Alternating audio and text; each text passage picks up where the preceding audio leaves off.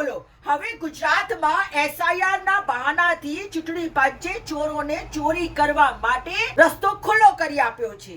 એટલે કે 7 નંબરનું ફોર્મ ભરો અને ગમે તેવા વાદાઓ મૂકી દો ગમે તેની સામે, પછી ચૂંટણી પંચ તમને નોટિસ આપશે અને નોટિસ આપ્યા પછી તમને નક્કી કરશે કે તમારે વોટનો અધિકાર આપવો કે ના આપવો, તમારું મતદાનમાં નામ લખવું કે ના લખવું। આધાર કાર્ડ પણ માન્ય રાખતા નથી। તમારા જન્મનો દાખલો હોવો જોઈએ તો જ તમને કહેવાશે કે હા તમે ચૂંટણીમાં વોટ આપી શકશો। સીધું મતલબ છે કે ભઈ તમે ભારત દેશના નાગરિક હવે રહ્યા જ નથી। એનો મતલબ તો એ થાય ને, કારણ કે જો ભારત દેશના નાગરિક હોય તો પછી એને વોટ આપવાનો અધિકાર હોય જ, પરંતુ તમારું નામ જ કમી થઈ જવાનું છે તો પછી તમે કેવી રીતે ભારત દેશના નાગરિક છો એવું સાબિત કરશો ઇવન ભવિષ્યમાં પણ। હમણાં જ મારી પાસે એક વિગત આવી છે, એની અંદર 7 નંબરના ફોર્મ ભરવામાં આવ્યા છે। એક વ્યક્તિ છે વિષ્ણુ બી પટેલ અને એનો ફોન નંબર છે।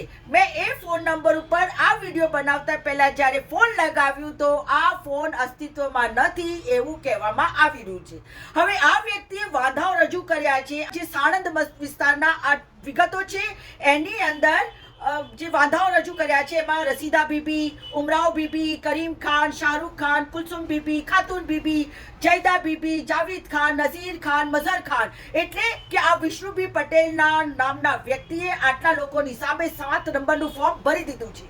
તો વાત સ્પષ્ટ થાય છે કે મુસ્લિમોને ટાર્ગેટ કરવામાં આવી રહ્યા છે, દલિતોને ટાર્ગેટ કરવામાં આવી રહ્યા છે, પછાતોને ટાર્ગેટ કરવામાં આવી રહ્યા છે, આદિવાસીઓને ટાર્ગેટ કરવામાં આવી રહ્યા છે।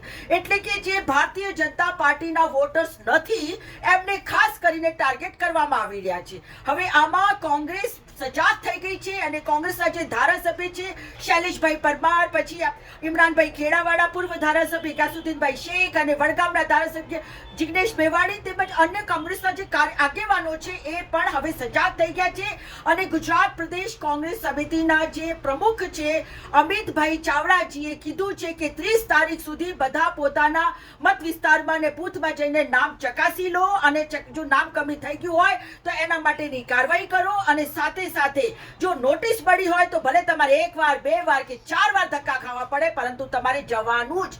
આજે 10 થી 14 લાખ જેટલા નામો કમી કરવાનું આ એક ષડયંત્ર થયું છે।